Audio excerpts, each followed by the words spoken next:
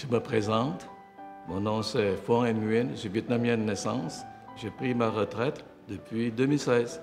Je viens de faire le voyage en Chine au début de l'année. Ensuite, j'ai fait la Thaïlande. Je viens de terminer, avec Sinorama toujours, un voyage au Japon. J'ai choisi Sinorama pour plusieurs raisons, mais le premier, c'est la diversité au niveau de l'offre, l'aspect professionnel de tous les forfaits de voyage, et aussi c'est super bien organisé. Les hôtels que Sinorama a choisis en Chine sont toutes les 5 étoiles. Je ne reviens pas avec les forfaits qu'on a payés et on n'a pas logé dans des hôtels aussi luxueux. En Thaïlande, à Bangkok, Chiang Mai ou Chiang Rai, c'est la même chose. C'est vraiment le super, les 5 étoiles. Au Japon, vu que la vie est très chère au Japon, les hôtels que Sinorama a choisis, aussi vraiment, là, on a pour notre argent. C'est très confortable, fonctionnel et c'est très bien situé. Au niveau de la nourriture, Sinorama a toujours nous permettre de goûter un peu de tout dans chaque pays, que ce soit en Chine, dans les provinces de l'Est, que ce soit en Thaïlande ou au Japon. On a goûté vraiment à la cuisine locale. On a vraiment fait des découvertes intéressantes au niveau de gastronomie, disons, culinaire de chaque pays. Les guides de Sinorama sont vraiment très bien préparés, sont des vrais professionnels, des explications. Pourtant, je suis un amateur de l'histoire. Vraiment, sont exacts, concis et surtout, ils parlent plusieurs langues. Là, pour les touristes, c'est vraiment un atout de comprendre soit en français, en anglais et bien sûr, touristes chinois en chinois.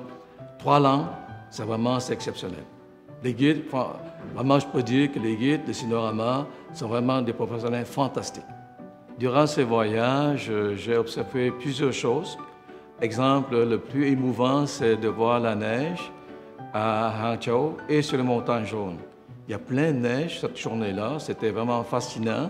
Je peux le voir par la suite, de nouveau à Hangzhou, mais au printemps.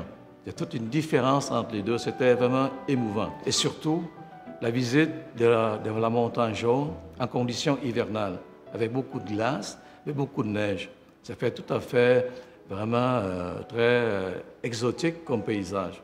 Je me retiens toujours en tête. En Thaïlande, je viens de découvrir pour la première fois et ça m'a fait penser à mon pays, le Vietnam, parce que c'est très proche en termes de paysage, c'est très proche en termes de culture et aussi en termes de nourriture. Donc pour moi, c'est comme un complément pour ma culture.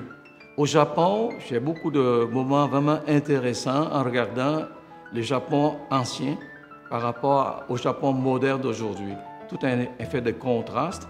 J'ai beaucoup aimé de voir ces deux aspects. Maintenant, le Japon est complètement différent.